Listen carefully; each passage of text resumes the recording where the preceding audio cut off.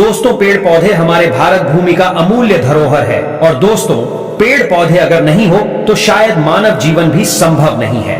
भगवान श्री कृष्ण जी भी स्वयं गीता में कहे हैं कि मैं वृक्षों में पीपल का वृक्ष हूं और भगवान श्री कृष्ण जी के अनुसार स्वयं परमात्मा ही मानव जाति के कल्याण के लिए वृक्ष के रूप धारण किए हैं।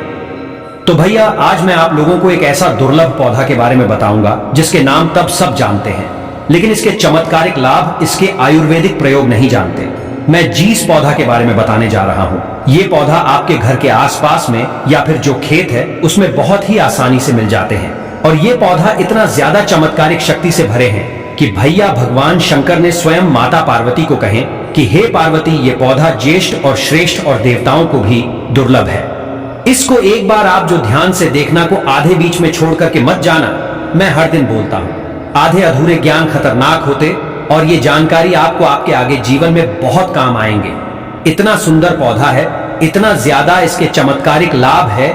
इसके लाभ जानने के बाद दोस्तों मैं भी हैरत में पड़ गया हूं और मैं भी इस पौधे का कई उपयोग जो है लोगों को करा चुका हूं। मैं प्रमाणित इसकी जानकारी बताऊंगा, तो इसको एक बार आपको ध्यान से देखना है, ध्यान से सुनना है, क्योंकि भैया हमें आयुर्वेद की जानकारी को अब आगे फैलाना है।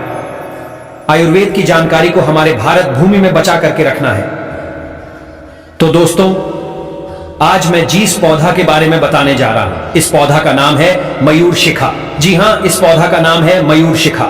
अब नाम मयूर शिखा क्यों पड़ा है? क्योंकि दोस्तों आप देखे होंगे जो मयूर होती है, मोर होती जिसे हम अंग्रेजी में पीकॉक बोलते हैं, उनके सिर पर एक शिखा जैसी होती है। तो ये पौधे के जो सिर हैं सेम ये मयूर की शिखा जैसी होती है, इसलिए इस पौधे का नाम मयूर शिखा पड़ा है। मैं इसके और भी नाम बताऊंगा कि इसे आप क्या किस नाम से जानते हैं। अनेक भाषा में इसके नाम बताऊंगा को आप लोगों को ध्यान से देखना है। तो भगवान शंकर ने माता पार्वती जी को वनस्पति शास्त्र में कहे कि हे पार्वती, मैं कैसा पौधा, दुर्लभ पौधा के बखान कर रहा हूं, इस पौधा के बारे में ध्यान से सुनना। तो भगवान शंकर माता पार्वती को कहते हैं कि इस पौधे के ज्ञान देवताओं को भी दुर्लभ है, मनुष्य यहां तक कि देवताओं को भी दुर्लभ है।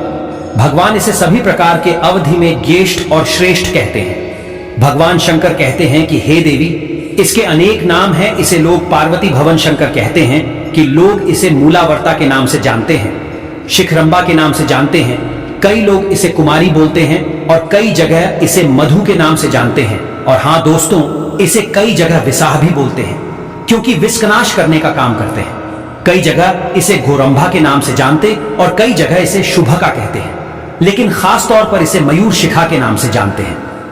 तो आप सब हमारे वीडियो को देख रहे हैं, वीडियो को देख करके आप इसे पहचान लीजिए और आप अपने कमेंट सेक्शन में जरूर बताना कि भैया इसे आप क्या किस नाम से जानते हैं। तो चलिए आगे की जानकारी को बारी बारी से बताऊंगा।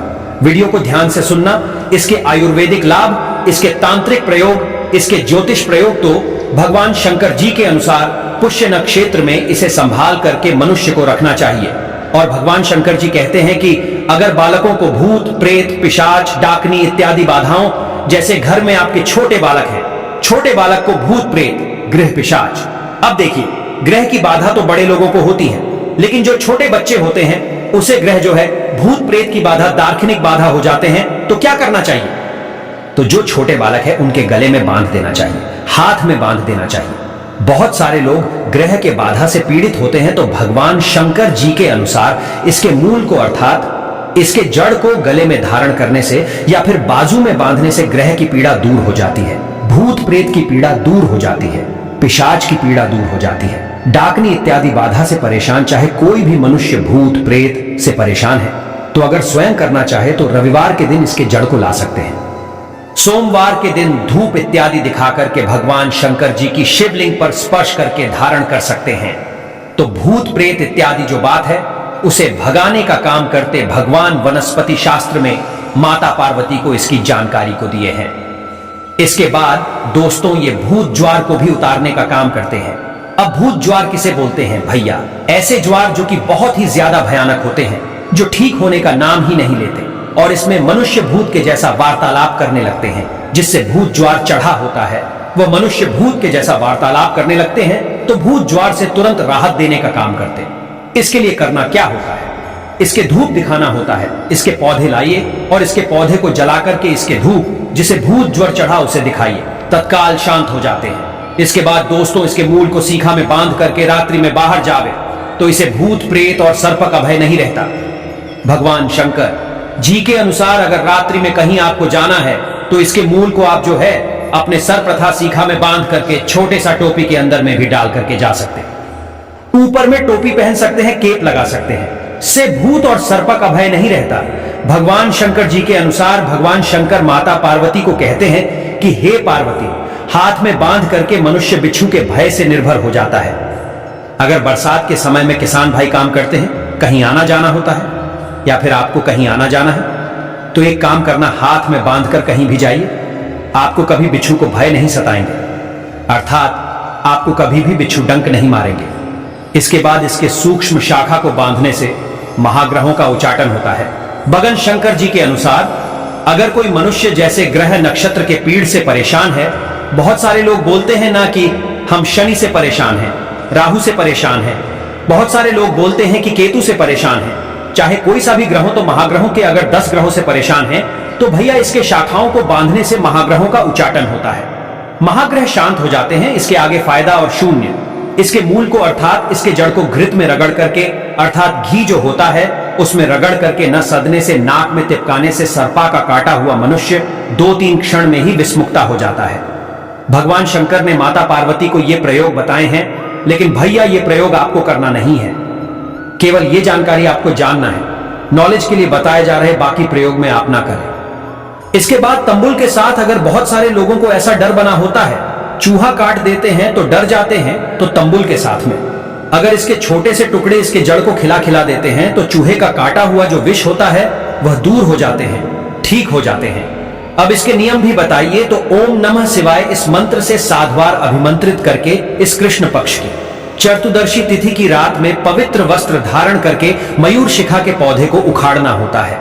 अगर आपको ये धार्मिक अभी हमने जो प्रयोग बताई है में लाभ लेना होता है, तब आप चाहे तो कोई सा भी दिन इसके प्रयोग में ला सकते हैं, जैसे रविवार के दिन भी से उखाड़ करके लाया जा सकता, लेकिन एक दिन पहले आपको निमंत्रण देना होता है। इसके बाद दोस्तों अब आगे के परों सुनिए।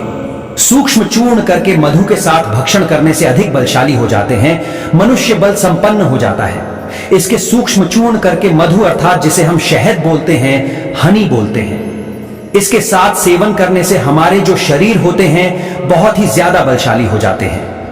भगवान शंकर जी के अनुसार मयूर शिखा के स्वर्श से, मयूर शिखा के स्वयं के रस से इसके दूध को, अर्थात मयूर शिखा की जो स्वयं की रस है इसमें जो दूध होता है वो दोनों को रहने देना। इसे तेल में पकाने से, कौन सी तेल में, तिल्ली के तेल में पकाने से एक विशेष प्रकार का ये चमत्कारिक तेल बन जाते हैं, एक प्रकार का ये लिक्विड बन जाते हैं, चमत्कारिक आयल बन जाते हैं। और फिर इसे अगर आप अपने केस पे लगाते हैं, बाल पे लगाते हैं, तो ये केस दोस्त को नष्ट करते हैं। केस दोस्त के मतलब क्या है कि जैसे अगर आपके बाल जड़ हैं तो ये झड़ते हुए बाल को रोकने का काम करते हैं और ये पुनः केस को काला करने का काम करते हैं।